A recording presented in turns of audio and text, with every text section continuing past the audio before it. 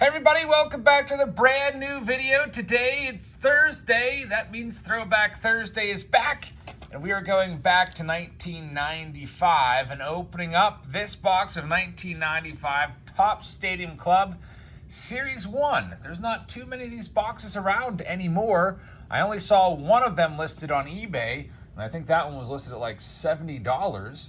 Now, we'll tell you a little bit about the set, and then we'll reminisce the 1995 season and this set. So there's 270 cards in the set. There's really no notable rookie cards in the set. I'm looking at an old Beckett here from 1998. They have Scott Ellerton as the best rookie card, valued at $1.50. It's actually the only rookie card that's listed in Series 1. But there's plenty of nice players in here like Ken Griffey Jr., Mike Piazza, Wade Boggs, Ozzie Smith, Cal Ripken Jr., Roger Clemens, etc. So we're looking for some Hall of Famers and basically just reliving the past here.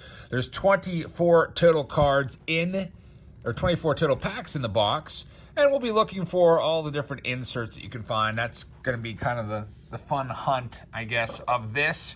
1995 was kind of like the pinnacle of the insert era. I remember that 1995 releases would have an ungodly amount of inserts left and right.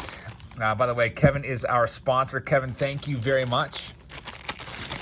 Kevin is a Patreon member. If you'd like to check us out on Patreon, it is $4.99 a month and gets you access to all of our breaks and also video opportunities like this one.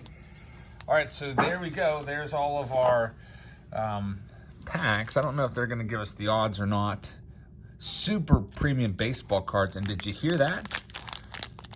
My doorbell just rang. Excuse me 1 second. All right, we are back, and I guess what I'll have to do is just edit that part out. My neighbor is cutting down some trees and is going to need to come on my property, and no big deal at all. So let's go ahead and get into this. I said, yep, knock yourself out. Do whatever you need to do. And here we go. First pack up, we've got Travis Fryman. And got a little bit nervous right now. There's Doug Throwback virtual reality card. A little nervous because I thought these might start sticking together, and I am very glad that they are not. Not a big fan of the cards going every which way, though. Man, I hate releases that do this. There is a cause and effect Jeff Bagwell card. He's a Hall of Famer, so we got an insert already. Doesn't really do much for me, though. It kind of looks just like a regular card. In fact, it is a regular card. Card number 240 of the set. There's Doug Jones with the slick back. We've got David Cohn with Brent Main, it looks like there. Jeff Fry, Eduardo Perez, and Brady Anderson, who had a very nice season in 1996 or 95, I think, when he hit 50 home runs as a leadoff hitter there in Baltimore. Next pack up. So I think when the doorbell rang, I was looking at these odds. It doesn't really tell us I guess it just tells us about ringleaders. I never really bought 95 Stadium Club. In fact, I never bought really any Stadium Club as a kid. It was always too expensive for me. The packs would run upwards of $5 a pack, and that was just a little unheard of, especially when you can buy packs for, like, 1995. You could probably get them for, I don't know, what was 95 Topps back then? Probably like around $1. Maybe even a little less. I have just a random pack of 95 Topps sitting there. Paul Konerko is a nice one, draft pick card. That's a nice looking card right there. Joe Carter celebrating a home run. Don't know if that would be the 93 walk-off. I doubt it. In Game 6 of the World Series, 93 off Mitch Williams. There's a best seal card there of Greg Vaughn. What else do we have? By the way, happy Veterans Day to all of those that have served our country. That's a great card right there. Cal Ripken Jr., card number 1 of the set. Love that card. Cal Ripken is, was always one of my all-time favorite players, especially from this era. There's Craig Biggio, who's a Hall of Famer, Jim Abbott, and Jeff Fassero. Lefty Jeff Fassero was the last one there. Got a little bit of stipple right now because I was outside cutting the grass early this morning. We don't have to go into work this morning, so 8 a.m. I was out there cutting the grass, probably much to the chagrin of the neighbors, but There's Brady Anderson once again. Mark Ferris, I remember he was a prospect with the Buccos, never really panned out. Charlie Hayes is the father of Key Brian Hayes. Everybody remembers him, I would imagine, if you grew up around this time period. There's Sammy Sosa, Slammin' Sammy. Oral Hershiser had a great career. Probably should maybe get a little more of a look for a Hall of Fame with his longevity, especially with what he's done. I mean, putting up the... How many consecutive innings was it? Like 59 and a third or something like that in, what was it, 1988? It was crazy what he accomplished. Of course, the Dodgers would go on to win the World Series. There's Orlando Merced. Used to love Orlando Merced. I think I mentioned it before. Used to play a game called Orlando Merced and Stuff. That was literally the game that I used to, I actually made up the game. Played it with my brother in the backyard. Basically, I'd go through the Pirates lineup. There's Molitor and Smith, 2 Hall of Famers. And I'd say batting first, Orlando Merced, and I'd take a tennis ball and I would throw it. And basically, however good the player was, that's how good their hit would be. My brother would have to field the ball and throw the runner out at whatever base. So, for example, anytime like Andy Van Slyke or Barry Bonds was up, I was throwing it way over his head and making them get like a double or a triple. And then when there's crappy players I didn't like, they would just hit like a little dribbler or grounder. It was a fun game. We used to play all kinds of games like that when we were kids. Another game we used to do was Contra. It's not really baseball related, but if you played NES, which was the original Nintendo, there's a game called Contra.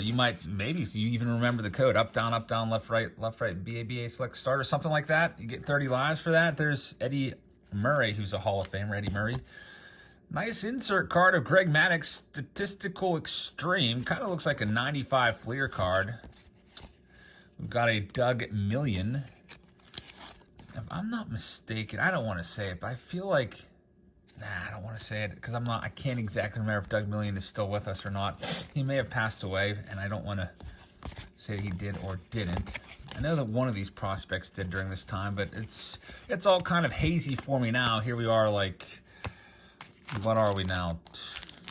25, 26 years into the future here. Crazy stuff that this was 26 years ago. Hey, there's Ken Griffey Jr. Probably the best base card you could get in the set. There's Griff. Love that card. We pulled a Ken Griffey Jr. autograph just recently, if you were watching our live stream. Triple threads. There's Frank Thomas, Statistical Extreme. By the way, the Triple Threads live stream last night was pretty crazy. We had a 1-of-1 wood grain Mike Trout. Probably the best pull of the year. There is a Mel Rojas. His son, Mel Rojas Jr., I think his name was a big prospect with the Pirates. And then he went over to Japan and became a star, but never made it here. There's Cal Ripken Jr. again. We'll probably see some repeats as there's only 270 cards in the set. Hopefully not too many. But anyway, back to that Contra game, because I kind of talked about it and then forgot. Basically, we'd have super soakers, and we'd have to go around. We'd pretend like we were guys on Contra, and there'd be like a target, and we'd have to like basically make the entire target all soaked, or we'd have to... like there'd be like maybe like a tennis ball on something. We'd have to eventually knock it off. It was a fun game. We used to come up with stuff like that all the time in the backyard. Kids don't play like that anymore. Now kids are just on their iPads, or they're sitting around and playing Minecraft or whatever it is. I mean, you don't really see kids outside too much doing anything without electronics. It's kind of sad. When we were growing up, the only electronics that I can remember ever having was a little like handheld game where you had like 2 buttons and it was like a little baseball game, and like nothing moved except the ball would move, and then you'd like hit a button. It was probably like a, I don't know, like a $5 game. We also had a Nintendo, but you know, you can only play so much Nintendo. There's a Barry Larkin. Some of those games with Nintendo I could probably beat in about 15 to 20 minutes. I'm not saying I'm a speedrunner or anything. Like, some of these guys can beat Super Mario 1 in like less than 5 minutes, but with all the warp zones, you can figure it out. One of these days I should do a Nintendo video. of the original NES games that I loved so much as a kid. There's Roberto Alomar. He is a Hall of Famer, albeit in a little bit of hot water recently. We've got Mike Piazza right there, one of the better cards of the set. Dave Cohn, best seal card. Ishmael Valdez. There's Mike Stanley. Alex Cole. Dave Cohn. Seen that one already with Jeff Fry. And Alex Arias is the last one there. Not going to really find any autographs in this. I don't think there's a single autograph card in this set that's available. That didn't come until a little bit later on. There's Dennis Eckersley. But they did have some autographs in the 90s. You might recall they put autographs in like 91, 92 Donruss. It may have been like, I can't remember what year was what, but Cal Ripken Jr., Ryan Sandberg, Nolan Ryan, Reggie Jackson, Hank Aaron all had Chase autographs in Upper Deck, early 90s Upper Deck. There's Bo Jackson, one of his final cards, I believe. Ben Grieve, former first rounder. But, man, I don't recall ever finding an autograph in the 90s as a kid in any pack. There's Tom Glavine. Now, the biggest hit I ever hit, which would be equivalent of finding like a 1-of-1 or something crazy like that, was I found a Fred McGriff Elite card. I can't remember which year it was. It may have been 92 Donruss. And that was just an absolute huge hit for that time period. I remember going crazy. And here we have a nice Tony Gwynn, kind of like see-through plastic or acetate card. That is a nice one right there, Tony Gwynn. Not sure what the set is called. It just says Topps Stadium Club. So pretty nice. Hall of Famer Tony Gwynn. Not sure if it's a crystal ball card. I guess it's called clear cut. There's one in every 24 packs. And it is, not a bad card at all. Tony Gwynn, we'll take it. Clear cut. Probably would give rise to the idea of Clearly Authentic down the road, which is a nice, fun release, almost like a lottery ticket. There's Jay Buhner. Roger Pavlik. By the way, next new release that I'll be doing, it looks like, is going to be National Treasures, which is, man, it's an expensive case. It's over $2,000 a case. I can't remember exactly what it was, but it was between $2,000 and $3,000, and there's only 4 boxes per case, and each box has 8 cards. So it's a Panini super high-end release coming up. And we have an insert card. No, we don't. I thought that for a second there this Matt Smith may have been an insert, but it's not. Let's see what else we can find. There's Darren Fletcher, Dave Hollins, Conan the Barbarian. I'm planning tomorrow on going and finding a 2021 update blaster box. There's William Van Landingham. I used to love him for some reason. Maybe it's because his name was so long, but I need to find a 2021 update box so I can do my Face-Off Friday. We haven't done that in a long time here. I feel like it's been like at least a month or more. But I want to do an update Face-Off Friday with 2018 update, which is such a good product, against 2019 update, which I also love so much with all the good rookies in there, against 2020 update, which is pretty bad in terms of rookies, unless, you can chase after Randy Rosarena in there, against 2021 and see which one's going to win that. It would be kind of interesting if 2018 would lose that face-off, as those boxes are on eBay for about $250 a piece. You would expect a $250 box to beat a $20 box. There's Larry Walker with a hockey stick, as he's from Canada. You got Jose Vizcaíno. There's Mark Johnson, Ozzie Smith. We'll turn over the Ozzie and see what kind of photo they chose for this one. Just him standing there. I'm surprised they didn't have any pictures of him pulling off some wizardry with the glove or doing a backflip or something like that. Bob Wickman, former closer, kind of a boring picture there. There's Steve Cook. You got a Armando Benitez debut card. Dave Burba and Danny Bautista is the last one in that pack for Kevin. Moving on to our next pack. We'll see what we can find in this. There's Darren Lewis. What else we got? Gary Gaetti, Rob Nen. There's Ivan Rodriguez, which is a nice one. Hall of Famer right there. Who is this guy? Detroit, Cade Gaspar. I don't think anybody remembers him unless you are Cade Gaspar. There's Dan Wilson, Todd Stottlemyre, and Derek Bell, Walt Weiss are the last couple cards in that pack. We've got about, what do we have here? 8 packs left, maybe. There's Sandy Alomar. Had a nice career. Jim Abbott. I just got a notification from TOPPS. His last chance at Bowman next. I'll have to look into that and see what that's all about. There's Craig Biggio, Dave Henderson coming up here. Joe Girardi, Manny Ramirez, one of the better cards in this set back then. Manny would, of course, blow his chance for any, Hall of Fame opportunity because he just couldn't stay away from the PEDs. He failed multiple tests in his career, and it wasn't that long ago, about a year or two ago, he was thinking about making a comeback at the age of like 49 or something like that, or 50 in Australia, the Australian Professional Baseball League. And I guess that's around the time COVID hit, and it kind of threw a wrench in those plans. I'm sure we haven't seen the last of Manny. He's probably going to want to do something just to stay relevant and get his name out there. Kind of feels a little bit like Jose Canseco. It seems like every year Jose Canseco pops up somewhere in some semi-pro softball league and hits a home run or does something of note. There's Al Martin, about ready to slug a soft toss.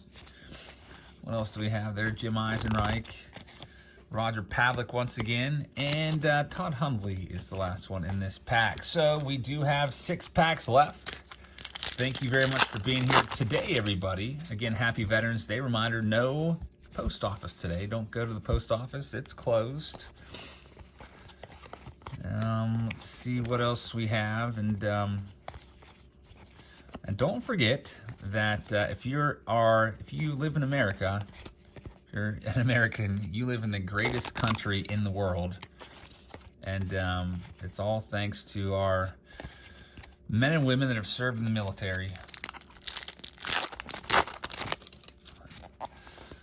All right, so we have Jim Edmonds right there, I don't know what's so cool about this. It says virtual reality, but it's not really anything different than the other cards. We've got Brian Buchanan right there. Ben Grieve once again, Raul Mondesi, former Rookie of the Year. Remember the Dodgers used to win the Rookie of the Year every year in the early mid 90s. Guys like Raul Mondesi and who else? Todd Hollinsworth and Eric Karras and Hideo Nomo, and man, they just seem to win it all the time. There is Walt Weiss once again, Hal Morris. We've got Sean Dunston, Kurt Schilling. Rookie of the Year this year, I think, is going to be Randy Arozarena in the American League. I think Wander is probably going to come in second. Luis Garcia third. In the National League, I think it's Jonathan India as the runaway favorite. There's Ruben Sierra, Charlie O'Brien, Joey Cora, former third base coach for the Pirates, Brady Anderson, and John Franco. Looks like he's about to get drilled with a comebacker right there, trying to protect himself. I don't think he's going to be able to make the catch because his glove's not turned over, but somebody not a big John Franco fan probably left a big mark on Franco, probably scared him pretty good, and he probably hates signing that card. There's Bobby Bonilla with the paperclip in his ear, I think. That's weird. Bobby Bo, with his millions and millions of dollars, could definitely afford a better earring than a paperclip. He still gets paid $1 million every July 1st. That's Bobby Bonilla Day in New York. I guess the Mets were going through some salary issues. I think they were kind of mired in that Bernie Madoff thing, and they had to defer some salaries. So Bobby and his agent wisely chose to defer. I think it was maybe like $5 or $6 million, and it ended up now turning into about $30-some million because I think it's 30 years. They had to give him about $1 million every July 1st. Until, who knows, sometime in 2030, I think. But I was kind of devastated when Bobby Bonilla left the Pirates. He was one of my top favorite players there. Used to love watching him. He was a really good switch hitter for us. There's Andre Dawson. Nomar Garcia-Parra draft pick card is a nice one. Not his rookie card, though. You got to go back to, 1992. TOPPS traded for that one. Maybe it's 93. I think it's 92 TOPPS trade. There's Rene Aroca. I don't remember him at all. Here's our final pack. Thank you very much for being here, everybody. Hope you guys have enjoyed this video. Appreciate you guys tuning in every day. And if you're new here, I hope you hit that subscribe button. Don't forget to tap that notification bell so you get notified whenever we post a new video.